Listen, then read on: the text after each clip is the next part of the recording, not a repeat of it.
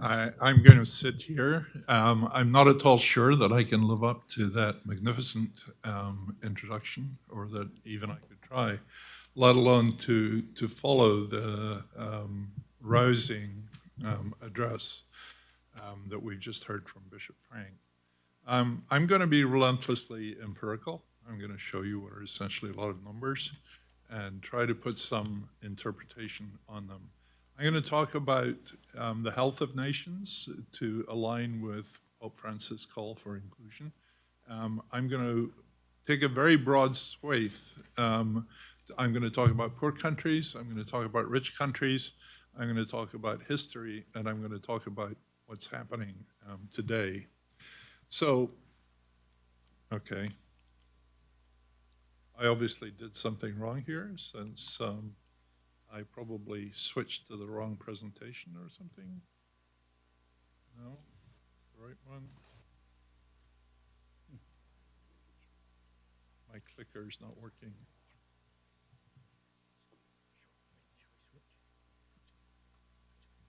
There we go. All right. So here's a start. You know, I am an economist. If you didn't know that before, you know, Bob has made that very clear. And economists are usually more concerned with money and with wealth and with income, not so much with health. But health should come before money. I'm not sure health should come first. There are things more important even than health.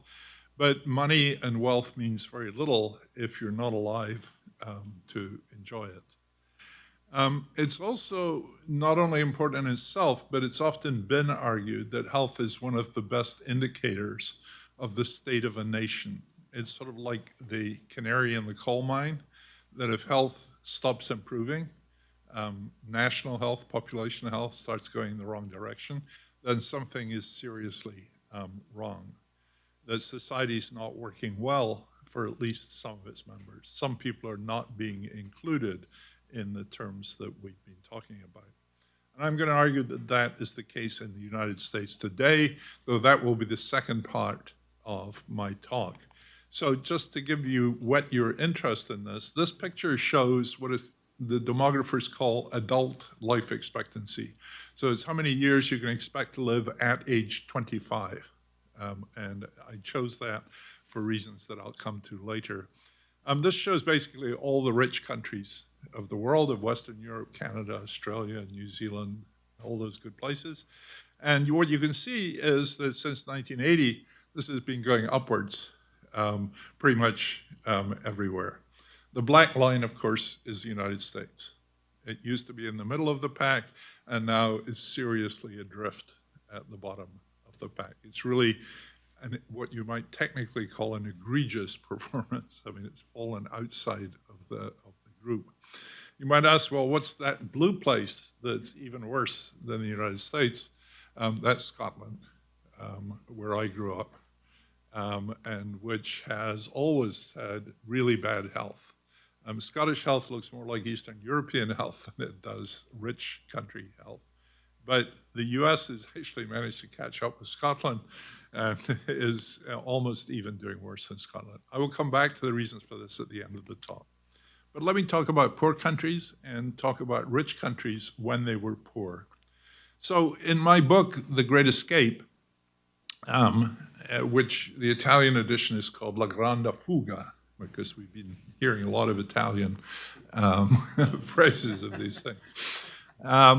And what I call the Great Escape are these great episodes of human progress, from destitution, ill health, and premature mortality to longer life and high material living standards of the sort that the rich world enjoys today. It also includes better governance, better democracy, large-scale reductions in violence, which are not always talked about. I mean, if you go back to medieval Europe, violence was incredibly more widespread than it is today. Huge increases in education, and perhaps even increases in life evaluation or happiness, though that's a much more controversial topic. The point of this story is that many of these episodes allowed only some to escape. So not everybody broke out, and they left many others behind. Now, leaving people behind is a bad thing, but if it's the only way to break out of the prison, as it were, it's sort of a good thing. So what happens is that progress has been an engine of inequality, probably inevitably. What, of course, you want is for people to catch up afterwards so that the breakthroughs that are first confined to the few then are shared widely among everybody else. The most famous and obvious of these is what historians call the Great Divergence, which was sustained economic growth, which began in Northwest Europe in the middle of the 18th century, and it sowed the seeds of the material living standards and increases in health and life expectancy that we've seen since then. But what happened was it pulled those few countries like Britain and Holland and then Sweden and Northwest Europe first, away from all the other countries of the world. And those gaps have never really closed. They've closed a lot since the Second World War as poor countries have begun to catch up. But those gaps that started in the middle of the 18th century are largely still with us. So a lot of global inequality today around the world is due to what happened 200, 250 years ago. Now, modern scholarship has undermined this simple view that I was brought up with, which is before the Industrial Revolution, everybody else in the world was living in abject poverty. That's just not true. There were parts of China and parts of India that were quite wealthy 200 or 300 years ago. But no one, I think, doubts the existence of this divergence. So there's really 2 points to that puzzle. Why did it happen in the West? And historians have been arguing about that ever since. And why not the rest, which is what development economists wrestle with today, which is why can't we spread these? So for the world as a whole, these gaps have never really closed. And country by country, if you think of each country as a unit, these countries are probably about as far apart today as they've ever been, even though person by person, if you just think of all of the citizens of the world, inequality has been sort of decreasing. And that's largely because India and China have done so well over the last 50 years, 40 years or so. So life expectancy went along with a lot of this. So life expectancy began to rise in Britain in the middle of the 18th century in parallel with the Industrial Revolution. And there's some common causes. The Enlightenment, people started worrying about improving their health and realized it wasn't an inevitable thing and there's something you could do about it. And it led to inequality in life chances, as you've seen across the world, but also within Britain. What is nowadays called the health gradient, that richer people live longer than poorer people. But it wasn't really always true. So this is a graph that I sort of stole, but I redrew it and extended it from a paper by Harris in Social History of Medicine in 2004. This a team of demographers in Cambridge, led by Tony Wrigley, went to the parish registers in England and charted births and deaths and calculated life expectancy going back historically into the 16th century. And this shows life expectancy at birth from before 1550 until after 1850, 300 years.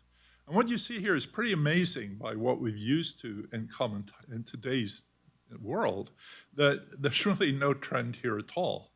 I mean, you can chop out little bits and say there was progress over this period, there was progress over that period, but by and large, we had 300 years in which life expectancy was 40 or less and didn't really change very much. You got terrible catastrophes, which were plagues, the Black Death, all that sort of thing that came around. And you get these huge dips in life expectancy, one of which we're going through today. But there's really very little in the way of trend here. So for all of us who are used to this idea of progress, maybe we've been less used to it over the last 18 months.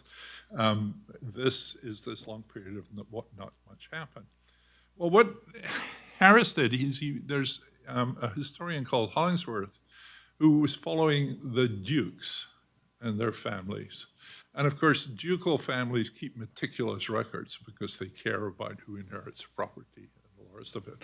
So for these ducal families, you can compute very precise life expectancy and all the rest of it. So imposed what happened to the ducal families on top of this graph, and this is what it looks like.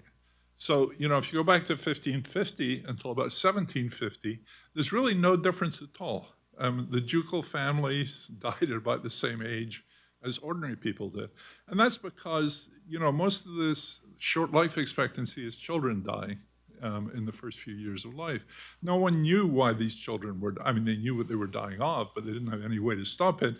And the dukes didn't have any more way of stopping it any better than ordinary people did. So by and large, there's no difference. But then suddenly, in around 1750, which is the sort of key point in Western history, these two curves begin to diverge. And the ducal families really begin to pick up and take off. So by 1850, there's like a 20-year gap in life expectancy between, the child born into a duke family and everybody else.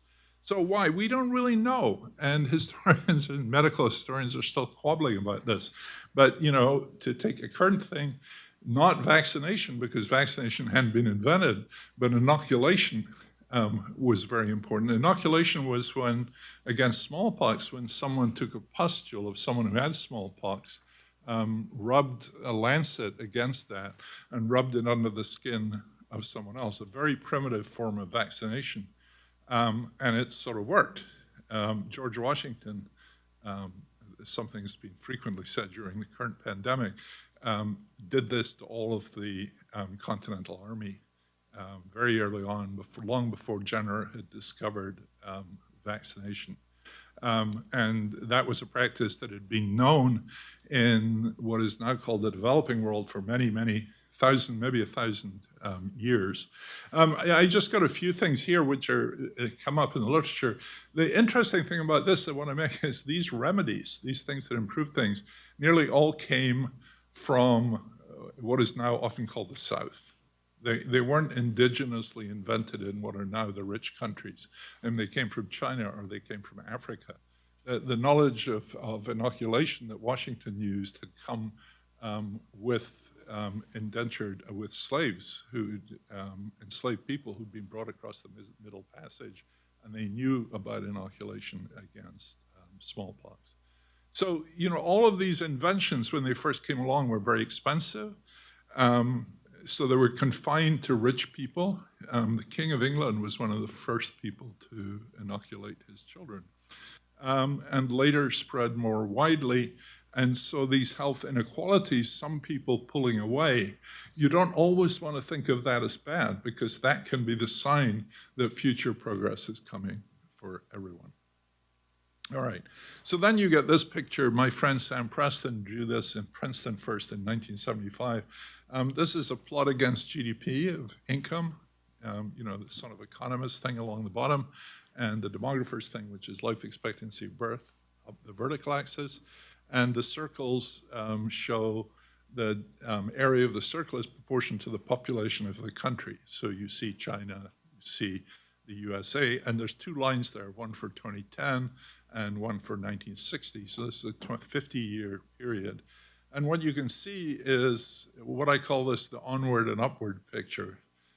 People are getting richer. Look at the US, which is that blob in 1960 compared with in 2010. But they're also, so they're moving along the curve, but the curve is even moving further up as we understand, even at the same income level, how to do things better. So this is an incredibly optimistic picture. I'm going to get more pessimistic later, so prepare yourselves. Note here how badly the USA does, even in 2010. USA has much, much, much worse health than it ought to have, given how rich we are. That's been true for a very long time, and it's going to get much worse. Let me back a little bit into the bad things that are coming. So the onward and upward is not inevitable. Here's a schematic picture of the same picture. This is in 1960, and it shows these countries in yellow, same thing, life expectancy versus GDP, and the area of the circle is proportional to population. The red dot is South Africa, and I put that there for a reason, which will become more obvious in a minute. The huge circle at the bottom left is China, right? So let's go 10 years and watch what happens to China. It jumps from like nowhere way up to near the top. And that's because Chairman Mao stopped killing people. That was the 30 million people who died in the Great Leap Forward. And by 1970, that was over. So that's a human-made political catastrophe. And so if you ever need reminded of what politics can do, what the autocracy of one-man rule can do, that is one of the most dramatic episodes that at least shows up in the data. All right, so go back to the beginning. There's South Africa. Now focus on the red dot. The red dot is low because South Africa is really like a very poor country and a very rich country put together, a black population, a white population. So it's way, way below the line. It's like an average of something way up at the top and something at the bottom. And that's why it's so far below the line. Got high GDP, but not, most of the people are excluded.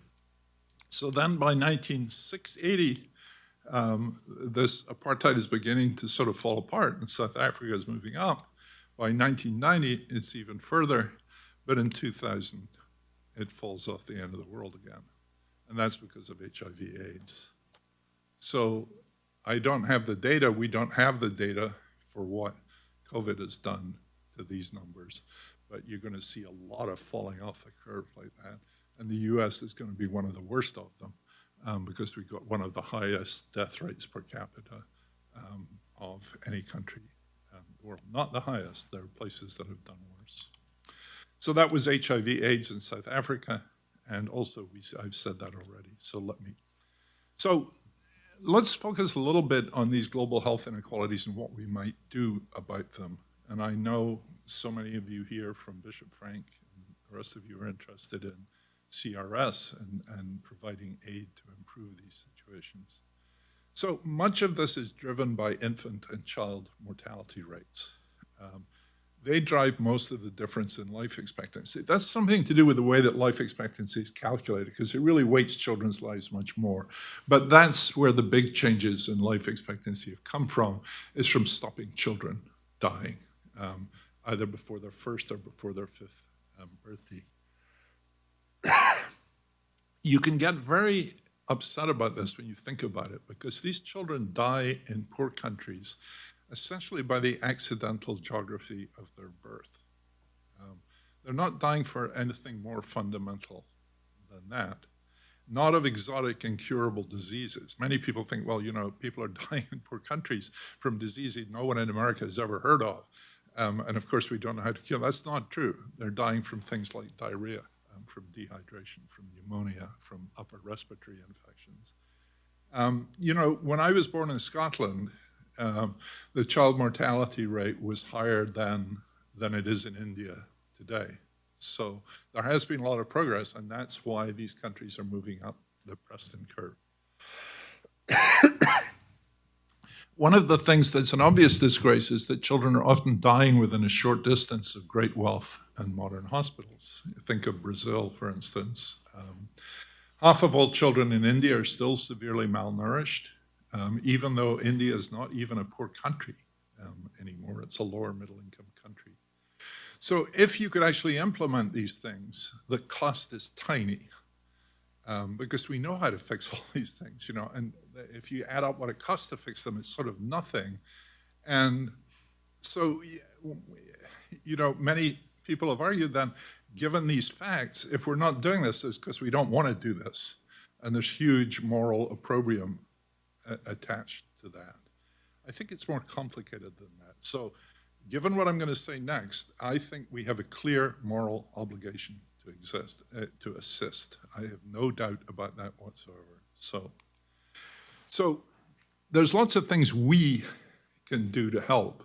My friend Bill Easterly always challenges when these statements which say we must do these. The international agency are very fond of saying we should do this without ever saying who we is here. A very important thing to ask.